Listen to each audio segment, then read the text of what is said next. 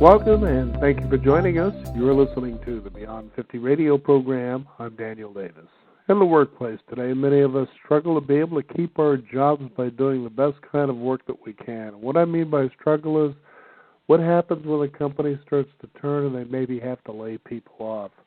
What are you going to do about that when you feel the threat that your job is on the line? Or on the other hand, what if you've been there for quite a while? You've shown fantastic loyalty and a strong work ethic, and you're always getting things done and keeping your boss happy. So you figure when those kind of rough times maybe come around the corner, it's going to be somebody else who's going to be on the line and probably not you. Therefore, you feel this grand sense of entitlement. Well, there are a lot of habits that people can pick up, especially when they spend time not only in a particular job, but perhaps when they've been in the workplace for quite a long time and they begin to understand how the so-called game is played. You might want to be careful with how you're taking care of this because it could be causing you some real trouble down the road, especially when you find yourself in a position that you want to change jobs. On the Beyond 50 radio program today, we're going to be talking about how we can change career-limiting behavior that keeps you stuck in a professional rut. I'd like to welcome to the Beyond 50 radio program today our expert who will talk about this very thing. I'd like to welcome Beverly Flaxington to the Beyond 50 radio program. Beverly, thank you for joining us. Thank you. I'm so happy to be here. Now, how did you find yourself kind of approaching this? Have you been like a career development specialist for a long time, and this is something that maybe nobody else really talks too much about? Well, that is exactly right. I have spent a lot of my career climbing the corporate ladder. I got to very senior C-level positions. I've been a consultant to large and small businesses for a long time. But because I've also, I think, been a hypnotherapist for a long time and working with individuals and just really interested in what makes people tick and human behavior, I've started to really see all of the connections with, how it is that we sabotage ourselves, how it is that we, get into not so good graces with the boss, and, just observing and watching this over the years and really starting to figure out a few, ways that we can bring ourselves back to a productive level where we're back in good graces. Exactly. Now, there's more than 5 traits usually, but you picked out these 5 specific ones, and as I read this list here, you can see how this is pretty powerful stuff. Well, and that's the thing is that what happens all the time, Daniel, is that people will say to me, I've never thought of it that way before, or you come at it a little bit differently, or, yes, it makes sense, but I hadn't really applied that. So I think sometimes it's just being able to give people ideas and tools that, they may know they should do it, quote unquote, but they're not doing it. So I really do try to think of things that might be coming at it a little bit differently, but that are doable, that we don't have to go get a degree and we don't have to read some lengthy book and we don't have to go to a class, that we can say, okay, yes, that's a step I can take. Exactly. Now, one thing I didn't see on the list, and it's just been probably mine that I've seen over the years, is entitlement. That's sort of like an attitude of people in America, it seems like, and it's been around for a long time, that we're entitled to good jobs, we're entitled to good pay for our work, and it spills over in such a unique way, especially in hourly wage type work. When I show up, I expected to be paid for the hour regardless of my productivity. And so I didn't see that on there, and it's just, I thought that was pretty interesting, but I can see some other things, how those kinds of things would fall under that cap. Like the first one, you have unreliability. Well, and this was actually a survey that was done by a group called Vital Smarts. There's 5 career-limiting habits, and then what I was referring to was my 5 ways to be able to kind of pull yourself out of those career-limiting habits.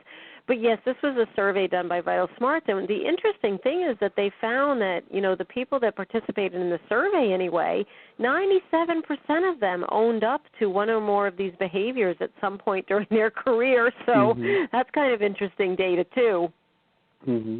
Now, let's go ahead and talk about these and how they can kind of get you in this rut. And it's obvious as you see these that turning these things around will actually change things for you.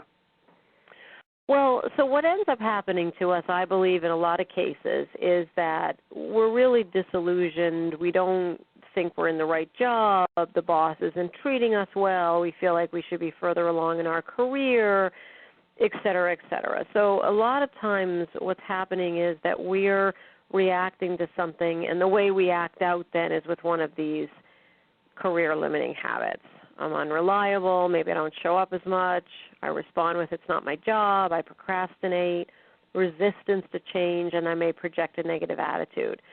So my feeling on this is that, a lot of us, when we get into these negative situations, we're waiting for conditions to change.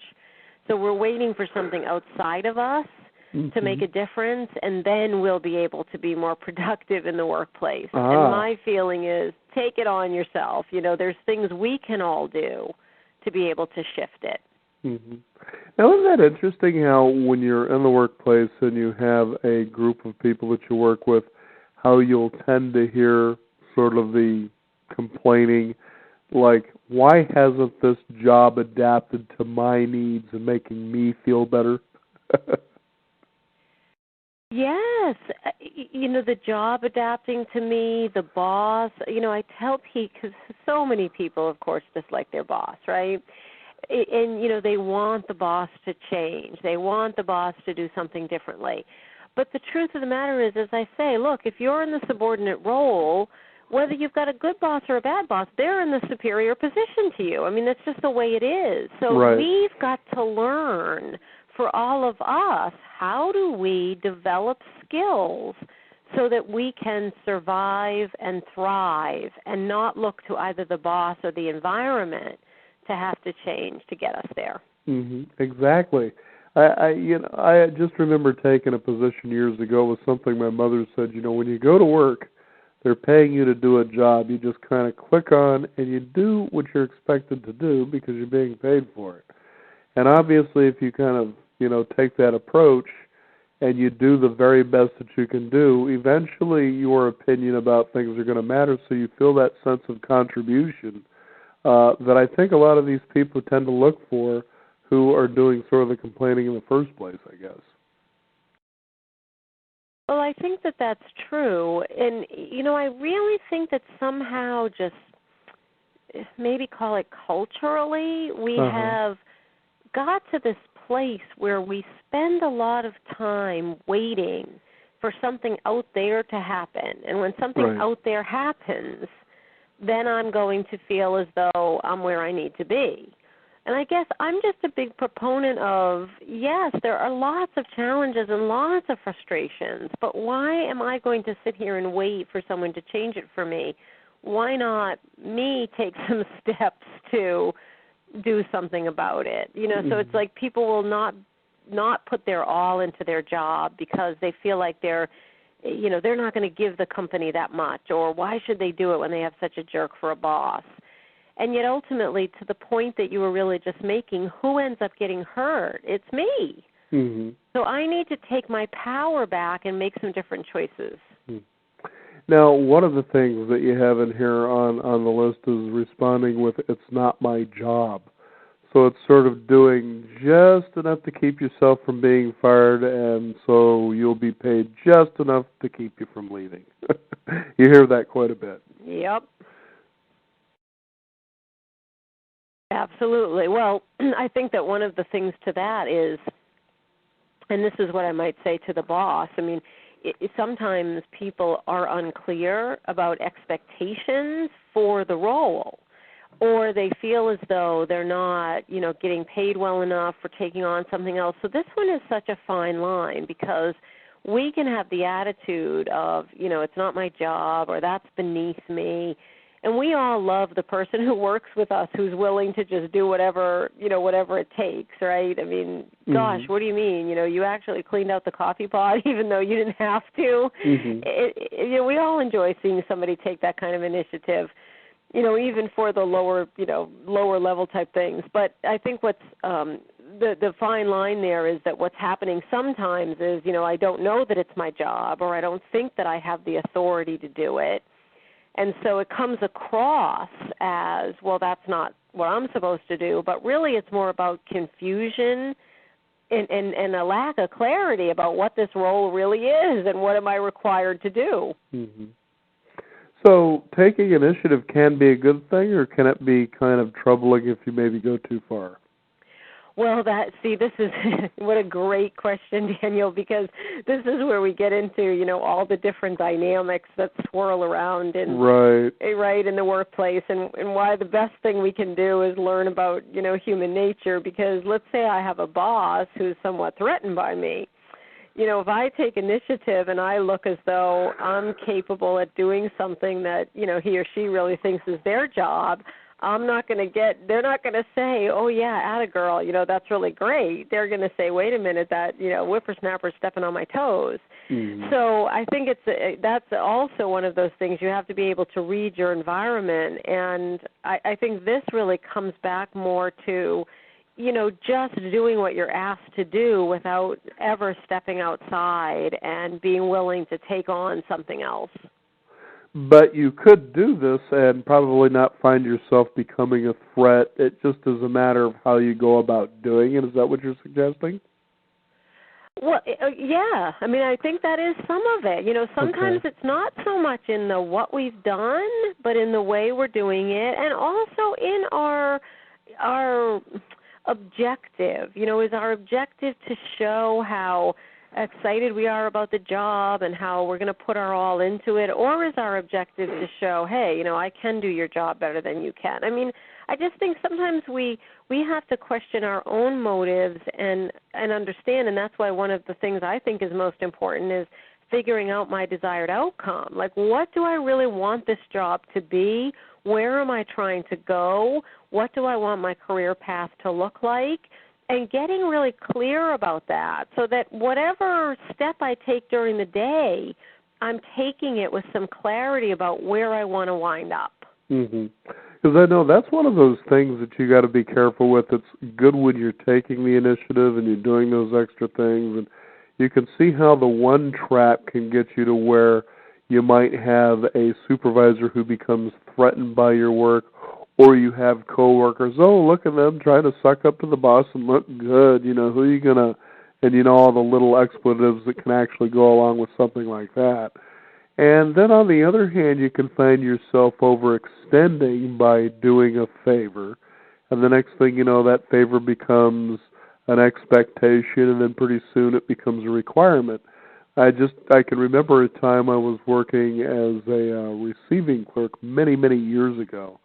And all of a sudden, the production manager would come up and say, do you think you could go and you could pull this for me here? We could really use this, It was a favor. So I said, sure. At that particular time, I was kind of idle for a moment. And so I go and do that, and he says, you wouldn't mind going and getting this, would you? And then pretty soon it started turning into, I need this as soon as you can get it. And pretty soon he was handing me all these things that I needed to help pull for the production line. And I thought, well, wait a minute, now it's starting to cut into the work I'm doing, and all of a sudden it was a priority for me to do this work. And so I go to my supervisor and said, I don't understand what's going on here, but this guy's got me running around doing all these things. And, of course, they shut that down. But you hear a lot about that kind of a thing going on as well. So you can find yourself being stretched beyond reason sometimes. Well, no question, but that's where it does go back to getting very clear about where it is I want to go. Because, if I'm making choices about where I'll take on some extra, because they're strategic choices, because, I'll give a different scenario. And I do understand, and I do see a lot of people that end up taking on more than they should, and they get burdened with other people's responsibilities. Right. But, you take a different tack. I know there was a time in my career where I was in a unit that, was really under fire and under question as to whether or not it was going to survive or if they were going to disband it. And so I was, though, with my boss's boss, there were opportunities to provide some information and do some research on some things, and it was clearly outside of my job responsibilities. But, it was something that was very, very helpful to her, and I always felt like, well, it's a learning experience for me. And then they ended up disbanding the group. Everybody, was displaced, but the boss's boss went on to run this enormous part of the organization. And the first thing she did was call me and say, would you be willing to come with me? You've been so helpful to me. There's so many things you were able to provide that I would love you to come and really be my right arm. So I think there's where, again, it's kind of being able to look and say, what's going on in the environment? What kind of person is this? So she wasn't threatened. She saw it as helpful. And what is it that I'm taking the initiative to do? So you're absolutely right. In my coffee pot example, Daniel, I don't want to find myself being the one who washes it out every night because I did a favor. But at the same time, I think so many people today do have the feeling of, I do what I'm paid to come in to do, and I don't do much more than that. So the people that do stand out are the ones who will take on a little bit of extra, strategically, though. I mean, be smart about it, but it is a way to stand out. Yeah, because I always felt, too, that, especially at a day and age where you find people getting laid off or companies moving a lot of their labor overseas, to where many people begin to lose their jobs for that. But it seems to me the safest place to be is when you can become your own boss, self-employed, chase the American dream, start your own company, whatever you want to do there. And so when you're in a job, the smart thing is that to me it would be, sort of on-the-job training where you're actually being paid to learn the skills to be able to take on that responsibility of becoming self-employed. So, you can see how there are a lot of things that you can begin to learn. And like you said, if you have a focused objective, then you don't get caught up in, maybe some or all of these habits that we're talking about here. And I just could not underscore enough what you're saying there. I remember at a time that I was in my corporate career, and we were going through just some very difficult times, and we had a consultant who was in, and one day he came into my office, and he said, and I was just so frustrated and, really complaining a lot, and he said, look, you have to look at this as if you're getting paid to get an education. Right. And I said, what do you mean? I'm getting paid to do a job. I was in my early 20s, and he said, no, Bev, you're getting the opportunity to learn things that you would not otherwise get exposed to. So take on anything you're asked to take on and soak it up and just treat it as if you're getting paid to go to school on them. Right. And that advice, right in that moment, really changed who I was as an employee, how I approached my job. And I did pursue the American dream and found my own company and have been thrilled to have done that and have been wildly successful. But I draw on so many of those experiences that I learned getting paid by my company to go in and, yes, do the job, but also learn. So I think that is such sage insight that you just laid out for listeners. Take the opportunity to just soak up everything you can, because you will use it again at some point. And if you're going out on your own, you can't know enough. Exactly. Now, Beverly, I can ask you this question. How do you stand with student loans? You see, because there are a lot of these poor young people just amassing these huge student loans from colleges this day and age, little to no experience, and now they've got to start from square one when you could have just jumped into a small company and went from there, see where you needed to maybe take some college or maybe earn a degree as you're working. And I just see how it seems like at a time it was good to go that route, but this day and age it's so much different. And I know that's a bit of a different subject, but you can see the value of what we're talking about here. Absolutely. So, of course, my hesitation, Daniel, comes from the fact that I am also a college professor. No, I say this in the right way. You get these poor, kids, they just go to college because they think, okay, this will do this for me, which it can, but you look at the prospects out there of work, and so now they're indebted, so to speak, and then they can't seem to find anything to get anything going. And I say, do this in conjunction with is what I'm suggesting.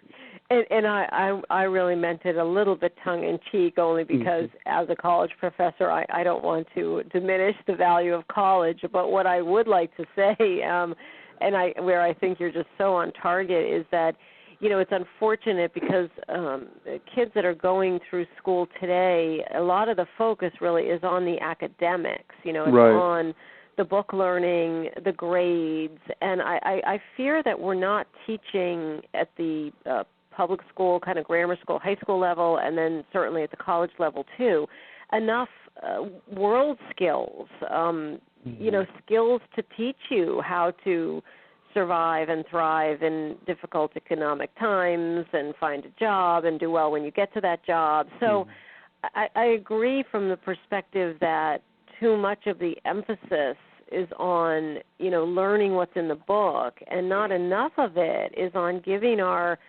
kids all throughout their schooling the tools that they need to be able to navigate when they get into some of these companies and, be able to really excel. Exactly. Now, one of the other habits, procrastination, that was kind of an interesting one. I guess I have seen or maybe experienced that, but talk about this one here in a little more detail. Well, I believe procrastination is one of those. I love to tell a story that I teach a class called Leadership and Social Responsibility, and in my class I'll ask the students how many of them procrastinate. If there's a paper due or something that's due, how many of them will wait until right before it's due to complete it? And you get about 99% of the students that raise their hands. And then we'll go on for a little bit, and then I'll say to them, okay, now we've learned how to create a plan and whatnot. How many of you are still going to procrastinate? And the same 99% raise their hands. So I think that, there is something wired in many of us that says, if it's something I don't want to do, or it's a part of my job I really don't enjoy, or I don't see the value of doing it, the truth is I'm going to put it off as long as possible. And I think all of us are prone to do it with certain things. Some of us are prone to do it more often. So I think that this is a real issue in business. And what happens is, if I'm the boss and I'm waiting for you to complete something and you're dragging your feet, I'm not viewing that as positive, really enthusiastic behavior. I'm viewing that as you're a procrastinator. You're not taking this seriously enough. And I was also thinking, too, Beverly, that procrastination, and I had spent time, I am a military person, and I remember it was one of these sweeping a deck or something like that. And so I just went about doing the task to get it done. And I actually had somebody that came up and they said, hey, what are you doing? I said, well, I'm sweeping like we're supposed to. And he says, you want to slow this down and take as much time as you can? And I said, what for? And he says, because they're going to get you to do something else. And I said, I just can't milk a clock doing this. I'm going to drive myself nuts. But apparently this is something that became a habit. And I started looking around going, I'll be darned. There's a lot of this going on in the military, at least where I was anyway. And, the procrastination so they don't have to do something else. It makes sense. And, I guess it goes back to a little bit of your example, too, there in the receiving dock, or, where right. it's like if you get too much done, then, heck, there's Joe over there, and he hasn't got his stuff done because he's dragging his feet, so we'll give it to Daniel. He'll take care of it. So, right. And this is this is, as we were talking about earlier, just as far as the delicate balance, if you will, or, is that the problem is, though, when we engage in these career-limiting behaviors or habits, they're called that because they are career-limiting. If the boss sees me in one of these 5 categories, they're not as likely to say, that's a person I want to put on the fast track. Right. However, if we're going to then show our enthusiastic, aggressive, let's get it done side, yes, there may be a quote-unquote downside to that in that I get assigned more work, but it also means that I could become the go-to person and, the person that the boss counts on. So all of this has to be done, Daniel, in the context of what do you want? Right. Where do you want to get to? How much does this job even matter to you with your long term? Mm-hmm. So we really have to have some kind of beacon, some kind of light that we've gotten that we're focused on, that we're moving towards. And that, I think, helps us to make decisions day to day about where we want to put our energies. Mm-hmm. I couldn't agree with you more, especially if you get an opportunity to work into a company where eventually you become a leader. They bring somebody else into your particular department and they say, could you train this person? They become sort of a subordinate, if you will, so you become a leader.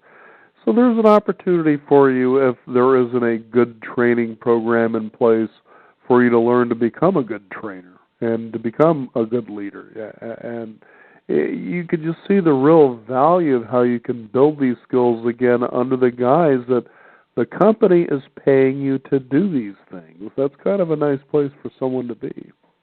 It really is. And, in many companies, of course, they will put people through this kind of training.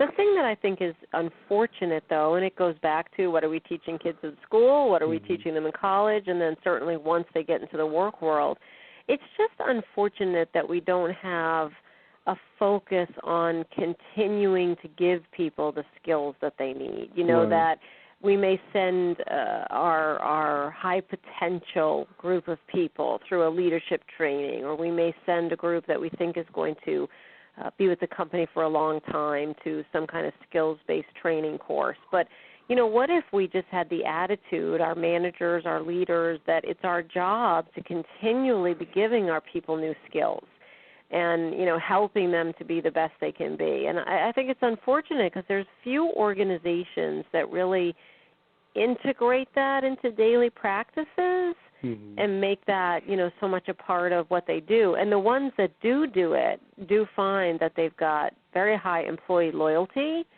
and people really do appreciate that the company is willing to invest in them ongoingly. And that's an interesting point in and of itself, which brings us to another thing, which is resistance to change. But before we touch on that, back in the 1980s, I read a book by Harvey Mackay, Swim with the Sharks. Well, a lot of people know the title of this, especially in the business world.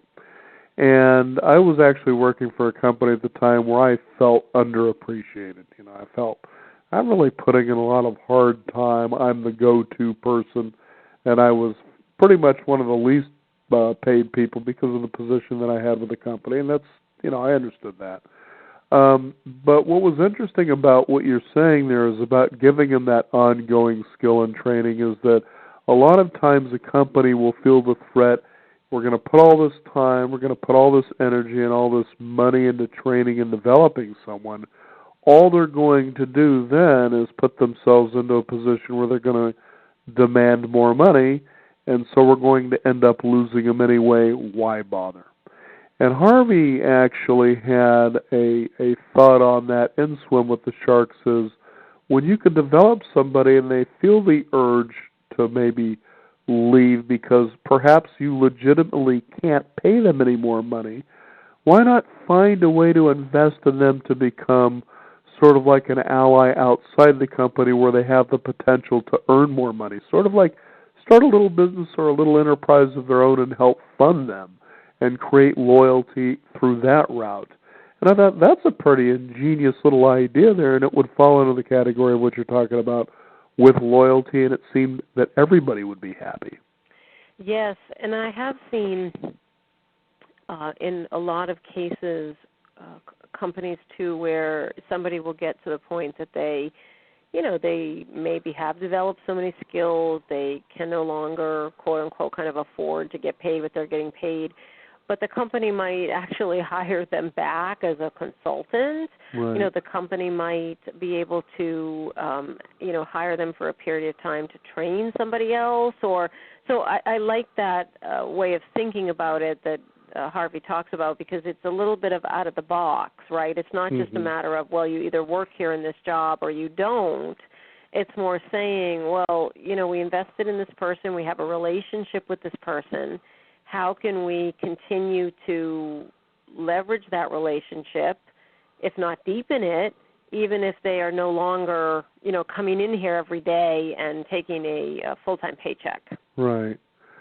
Now, resistance to change, that's an interesting one because you see that quite a bit in workplaces, and I wonder, is there a threat if they kind of get out of the box, or you sort of kind of become comfortable in what you're doing, and you feel like you're doing it well and competently, and so the change there feels like kind of a threat? What do you think it is that people feel a resistance to change?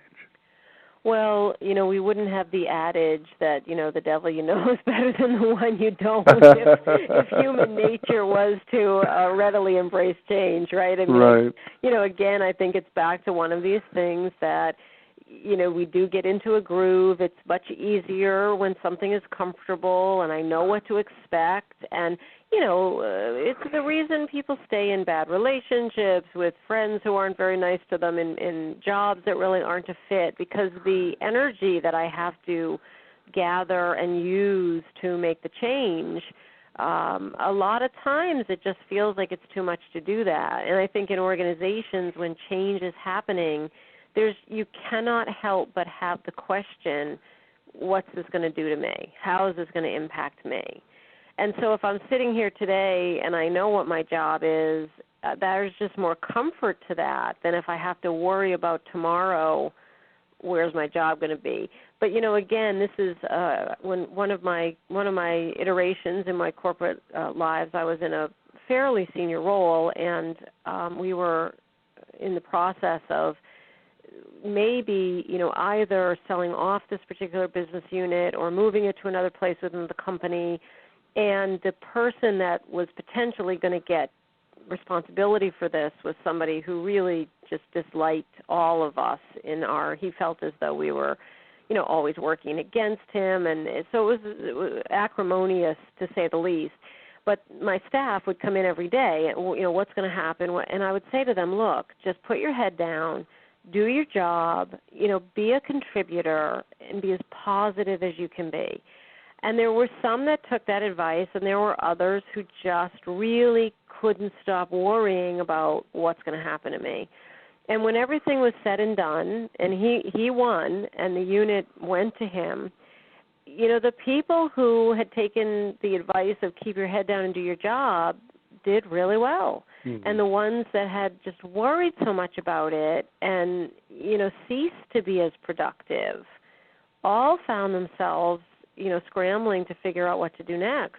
So, and it ended up being one of the best career things that ever happened to me, because I was seen as a team player and somebody who was valuable, and so, was given a lot more money to go and make the move and take a senior position in the new place. So it was such a personal experience for me of being right in the throes of complete uncertainty. But even knowing at that point, there's nothing going to be gained from burning a lot of energy worrying about what's happening next. And so I guess I feel that that's what, we don't know what the outcome will be. So best that we get enthused and be proactive, because we're going to burn energy one way or the other. So why are we burning it worrying about the change? Agreed. Yeah, you're looking one way and looking over your shoulder thinking you're protecting yourself, when all of a sudden it comes from a different direction. I remember it was a Jet Li movie. I think it was called Heroes. Very beautiful movie as far as it was done, martial arts movie. But there's a scene where there are these students are just working on their calligraphy, and all of a sudden, just millions of arrows, it seemed like, are shot into the air toward this area where these students are working. And so they're just flying through, and some of them are getting nervous, worried about whether they're going to get hit, struck, and they're going to die. And the instructor says, just keep focusing on your calligraphy. And I thought that is such a profound way to look at it, because you're focusing on doing the best you can. Should you die, you're going to die doing the best that you could do in that moment. What a wonderful image. Yes, I Yeah. love that. But I really, I just really like Not your that you'd image. have to worry about arrows shooting at you, but just do the best you can do in that moment. That's all you can really do. And I love your image too, Daniel, though, of the, I'm kind of looking back for what do I need to run away from, and I don't notice that there's the telephone pole that I'm about, and so it really, and that's what I kept saying to my staff, and I counsel people I work with now, just stay focused on moving forward. Don't, it'll be what it'll be, and you can't necessarily control that, and somehow in the worrying about it, we think we have more power over it. But the unfortunate truth is that's when we're much more likely to run into that pole. Right. Beverly, and it brings us to the fifth and the last one, which I find to be an interesting carryover from a former job where perhaps you were terminated or things didn't go so well for you. And so you come to the new job and you begin to rationalize why you're there in this new place. And that's where you begin to project a negative attitude about what's already happened, or you start building one in a workplace because it seems like everybody else around you is getting the praise, or they're getting the little raises, or they're getting more projects, and you kind of feel underappreciated, being left behind. So you think projecting a negative attitude about the whole thing, complaining and whining, is going to change things, but in fact, that's not a very good habit to really be in any case. This is, this is probably one I knew I was going to strike a nerve with you after that Jet Li thing. And I'm just really thinking about the different directions to go because, I have a colleague of mine, and, she'll always say, if we're going to make something up in our head, we may as well make up something positive, right? Because, you see a situation, let's say, for example, you go in tomorrow and you walk down the hall by the boss, and the boss doesn't even acknowledge you. You start to smile and say, hello, person walks right by you. Well, now all of a sudden you're convinced the boss hates you, something's going on, they're out to get you, blah, blah, blah. And so now you're irritated because you loved this job, and now it looks like the boss doesn't like you, and and this is how it rolls, right? And then, of course, you find out later that, the boss took some kind of medication for a cold or something and was just in a fog and, walked around for a few hours not even knowing what day it was. It had nothing to do with you. Right. And this is what, I see happen over and over and over again. And I try to say to people, I believe there's a balance. There are obstacles. There are frustrations. There are things in the work environment that you would like to have changed. And that's fine. Get those out, though, and do something productive with them. So if there's problems there, rather than just grouse about them, rather than be down and out and negative, rather than just, complain, look at them as, okay, what here can I control? What here can I influence? And let me take some steps to, again, take some power back. That, when we adopt that negative attitude and we show everybody that we're negative like that, again, it's diminishing our power. It's painting us as somebody who is, negative and not on board. And so fine, there are these things you're upset about. Great. List them out, figure out what they are, and then move to systematically do something about them if you can. And if you can't, just drop it. Ignore them. Forget about them. There's nothing you can do. Well, and think about the water cooler conversation where everybody's complaining, or a few people are, oh, gee whiz, the company this or the boss that, and you stand there. Are you participating in that? Should you just walk away, or should you take away, well, what can I gain as value from this, and maybe turn it into a positive somehow? Well, I think there's two pieces to it. It's very dangerous, and I've seen this happen many, many, many, many times. Mm-hmm. Sometimes the person who is starting the water cooler talk, if they are somebody who's a bit of, let's say, a gossiper, and then you go and you decide to participate. Oh my gosh, I can't believe so-and-so got that promotion. What is wrong with this place, blah, blah. You don't ever know if that person turns around and conveys what you said, but exactly. not necessarily, right? I have seen people walk into this trap over and over and over again. Yeah, you won't believe what they think about you, and you didn't even say anything, or you might have. Exactly. But I've also had situations, and look, we have bullying. Bullying goes on in the workplace just as much as it does in the schoolyard. Oh, so, yeah. In some cases, there's a danger to being the one that says, this is our place of work. I'm not going to talk negatively. I want to be, because then you're the target, right? Sure. So I just say to people, when you walk in and that's going on, you just get your cup of coffee or your water or whatever it is, you smile at everybody, and you walk back out again. You just simply don't engage. Because to be a part of it, you run a risk. You just run a risk. You just never know whom you can trust and who you can't. And it just isn't worth, potentially putting yourself in the position of danger to participate. It just seems, I remembered many, many years ago as a teenager, I was just simply told, if you have something to say about someone and they're not around, say what you can that's positive about them. If you have anything negative to say about somebody, say it to them. Why not? Yeah. And to me, that's always served me pretty well. Well, I have that same philosophy, and I also, there was a time I was working with a group of managers, and oh my goodness, it was really just getting out of control. This one talking about this one, and I suggested to them, I said, what if you just tried that just as a test case? The next time if I come into your office and I'm starting to talk about Shirley over here, you take the responsibility to say, okay, Bev, I hear your complaint about Shirley. Let me pick up the phone and get Shirley in here, and let's hash this out, the two of us, or the two of you with me together. And it was amazing how quickly the bashing of one another stopped, because the fun goes out of it if you want to actually solve something, right? And get the other person to come in.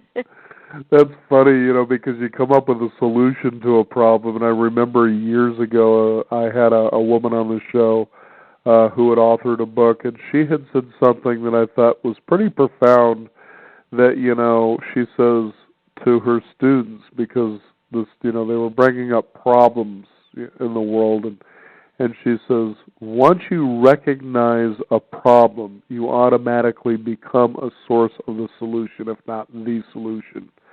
And I thought, that's a pretty amazing thing to think about things that way, and it sounds like that's how you handled this.